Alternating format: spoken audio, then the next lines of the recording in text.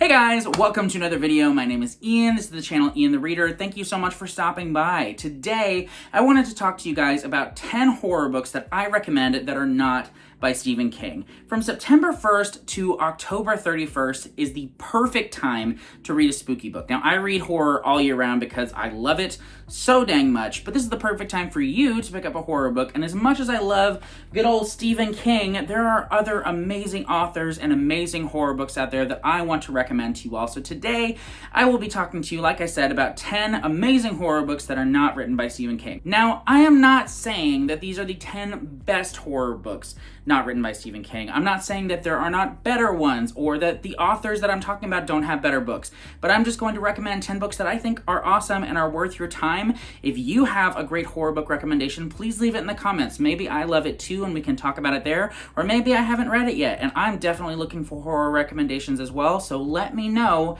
in the comments. Without any further ado though, let's talk about the books.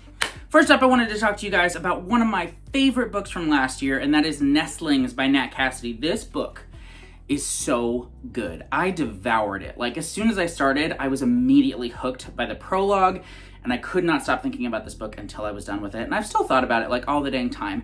So in this book, we follow a family, a man, a woman, and their new baby as they move into this luxurious New York apartment. They got this apartment through a lottery. They can't really afford it typically, but they won a lottery for this apartment, and so they are moving in. That being said, there's some things going on. One, the apartment is just a little bit off. A lot of the people who are at the apartment have lived there a long time, and they're just not quite right. And then in addition to that, the main character, Anna, who is the mother in this family, is facing a lot of challenges in life. She is adapting to being a new mother, but additionally, the birthing process was quite difficult on her body, and she suffered some disabilities as a result and cannot currently walk. So she's having to learn to be a mother, having to navigate this new living arrangement, and also does not currently have functioning legs. So it is challenging left and right to her. Additionally, her husband has some different things that he's going through, and there may be something at work in the hotel that wants their baby.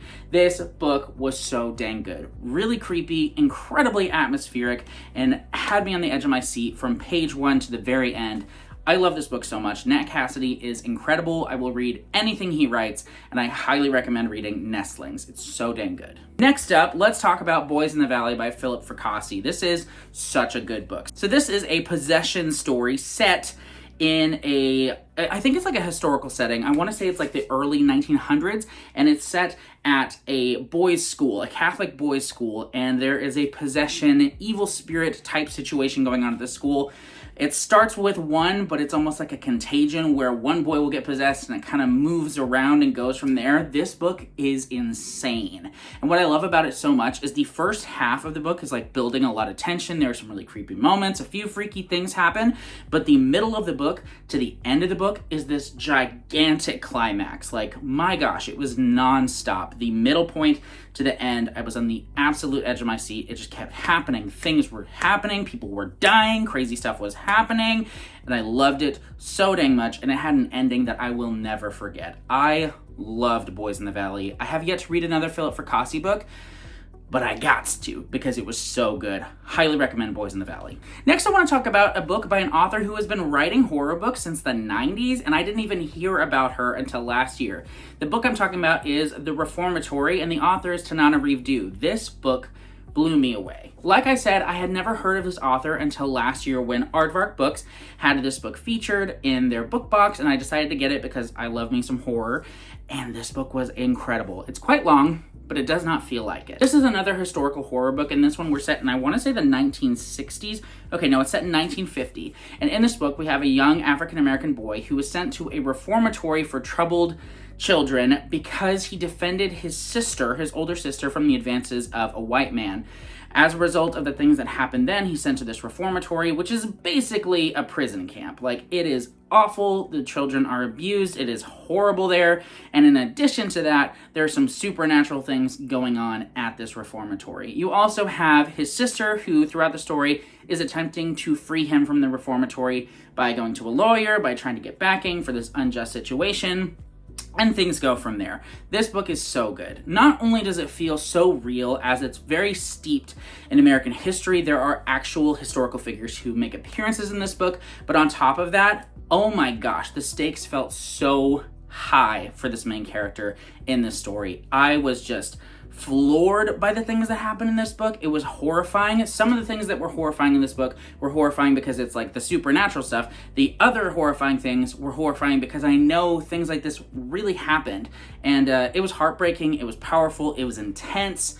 I love the Reformatory so much. I have yet to read any Tanana review, but I will be reading another one of her books sometime this year because I just have to. Next, I want to talk to you guys about My Heart is a Chainsaw by Stephen Graham Jones. So this is the first book in a trilogy, of which I have read 2 books. I have yet to read the final book in the trilogy, though it is out, so it's a completed trilogy if you want to get into a horror series this year. But I love this book. The thing about My Heart is a Chainsaw is not only is it a great horror book on its own, but it pays tribute to the horror genre in such an interesting and compelling way. So in this story, we follow Jade Daniels, who at the start of the series is in high school, and she is obsessed with horror culture, and she believes that there's going to be a slasher that's coming to her town, and she wants to find who she considers to be the final girl of the slasher and prepare her to face the slasher as they come to town. This book is crazy and so unique. Like, as I was reading it, I was just totally enamored, 1 with the storytelling, and 2 with Jade Daniels as a protagonist. She is so quirky and so fun and really troubled, but in such an interesting way. I think that Stephen Graham Jones is one of the only authors who could write this book. He does it in such an incredible and unique way, like I said, and I particularly loved the first book in the series. Don't Fear the Reaper, book 2, is also very good, but there's quite a shift in the narrative. Jade Daniels still is the main character, and we get her perspective, but it's less isolated in her perspective. There are more POVs introduced, and while I enjoyed that, I really enjoyed being inside Jade Daniels' head in book 1 a lot, and so it is my favorite of the trilogy thus far. That being said, this is a great series to get into if you're looking for a little bit of a different type of horror story. It's really incredible. Next, I want to talk about a super underrated, traditionally published horror book. So you have probably heard of Stephen Chbosky, the author of The Perks of Being a Wallflower, but have you read his 700+ page horror novel that he published back in like 2019? I don't know, but if you haven't, you totally should. It was such a out of left field publication. Like, the author of one of the greatest coming of age stories of all time, The Perks of Being a Wallflower, randomly decides to publish a gigantic horror novel. Okay, I'm down for it. And my gosh, this book is so good. So underrated. I love this book so much. So in this story, we follow a young boy who is having kind of a hard time in life. He and his mom are struggling financially. He has moved to a new town, and he just doesn't really feel like he belongs. Now, he makes an imaginary friend that has asked him to build a tree house in the woods for him. And so he starts doing that. And as he does that, a lot of things start happening in his life. And there may be some nefarious things going on with his imaginary friend that he does not fully understand. This book is like a fever dream. Like, such a strange reading experience. The first half of this book kind of feels like one thing, and then around the halfway point you get into a different section of the story, and it just feels like the weirdest nightmare of all time. It is like I said, like a fever dream. Feels unreal, like you're walking through a nightmare. Some of the most unsettling scenes I have ever read are in this book, and it has such an interesting, kind of ambiguous ending as well. This is one that I don't necessarily think will be for everybody, but I loved it so much. Imaginary Friend by Stephen Chbosky is a one-of-a-kind reading experience that will call to mind some things that you've read before. Like, it definitely, the first half of the book has some like It vibes almost, like some Stephen King coming-of-age story type things, but the second half of this book is just full of so much stuff that you will never see coming. I loved it so much. Next, I want to talk about a book that I read recently. That is Brother by Anya Allborn. So this has gotten quite a bit of buzz on TikTok especially, I think, and for good reason. This is my first Anya Allborn book, but it will not be my last. I had a great time with this. It is not for everybody, though. This book follows a young man, I believe he's like 17 or 18, and he is a part of this family that are messed up. They hunt people. They survive off the land, and that doesn't just mean the animals, it means people too, with all of the things that come with that implication-wise. But he really doesn't feel like he belongs in the family. He does the things he has to do because he's a part of the family, but he hates it, and he doesn't want to participate in these things, and he feels like he doesn't belong. As you go through the story, he develops a friendship with a girl outside of his family in town, and he feels the draw to this other life that he could have, but he has to reckon with, one, the things he's done, and two, the family that he's still attached to. This book is bonkers, you guys. Like, so crazy, so unhinged. This book was disturbing as all get out, but I had such a blast with it, and the last 15% of this book blew my mind in the worst way and the best way. So good. If you've read this book, let me know your thoughts on the ending, because what the heck was that? It was so good. I loved it. Like I said, this will not be my last book by this author. Hopefully I'll read another one this horror season. I don't know. We'll see. But I had such a good time with Brother by Anya Alborn. It definitely deserves all the hype it gets, all the buzz, all the acclaim. This was such a good book. Now I want to talk to you guys about one of my favorite ongoing horror series at this time. It is the Paisley Mott books. These are by Kalvin Ellis. Book 1 is In the Hills Above the Gristmill, and Book 2 is In the Grave Where the Bones Are Still Wet. I do have reviews for both Books 1 and 2 that I will link down below. But these books are so good, you guys. In this, we follow Paisley Mott, who is a supernatural reporter, podcaster, vlogger person, and she basically goes to different cities and investigates supernatural things going on. In the first book, she goes to this small town to investigate a Sasquatch, or like Bigfoot, that is supposedly terrorizing a town and killing women, and it goes from there. Book 2 is another supernatural investigation, but that also has kind of some follow-up points on the plots from Book 1, as far as characters and the trauma that is done with, that the main character has to ordeal in the first book. It all goes from there, but this series is so good. I loved both Books 1 and Book 2. Book 2 especially was like horrifying. Book 1 almost feels more like a thriller with horror vibes to it. Book 2 was just straight up horror. It was crazy, it was gnarly, it was grisly. I am totally here for it. Kalvin Ellis is an incredible writer. I cannot wait to read whatever he writes next. He does have plans for Book 3, at least in this series, possibly more. I don't know when. No pressure, my guy, but whenever you write it, I'm gonna read it.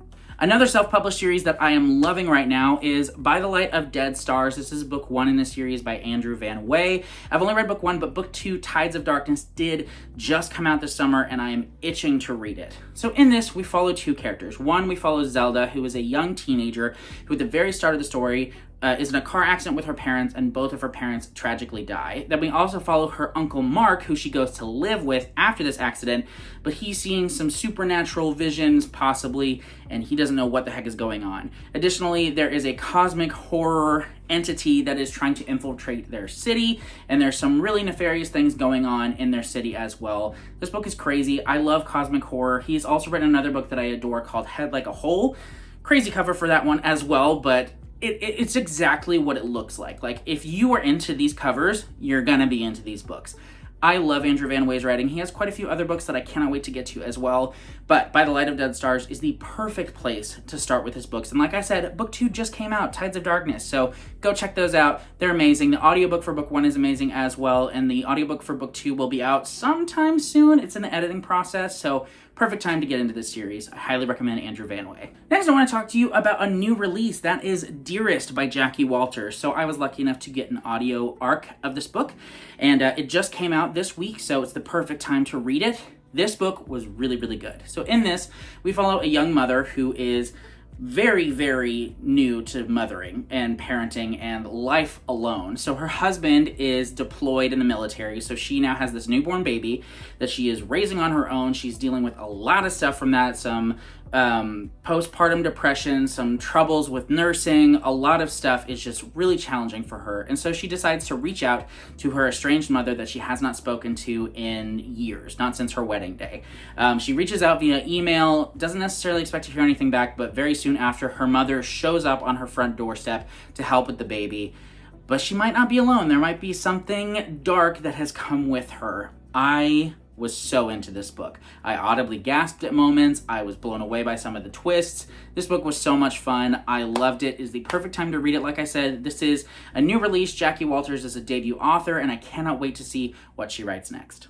And the last book I want to recommend to you all today is my favorite book of the year so far. That is The Devil All the Time by Donald Ray Pollock. This is more of like a literary horror, gothic horror thriller type book, but it is incredible.